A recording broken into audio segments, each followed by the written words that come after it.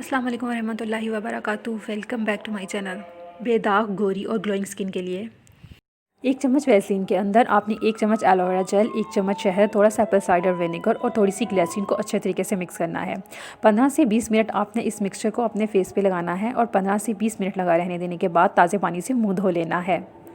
Aloe vera gel के अंदर anti inflammatory और एंटी बैक्टीरियल प्रॉपर्टीज़ पाई जाती हैं। हनी के अंदर भी एंटी इन्फ्लेमेटरी और एंटी बैक्टीरियल प्रॉपर्टीज़ पाई जाती हैं। एलोवेरा जेल हमारी स्किन को क्लियर करती है, फेयर करती है और ग्लो प्रोवाइड करती है। ग्लिसरीन और वैसलीन हमारी स्किन को बहुत ही अच्छे तरीके से मॉइस्चराइज करती हैं। एप्पल साइडर विनेगर हमारी स्किन को क्लियर करता है, फेयर करता है और ग्लो प्रोवाइड करता है।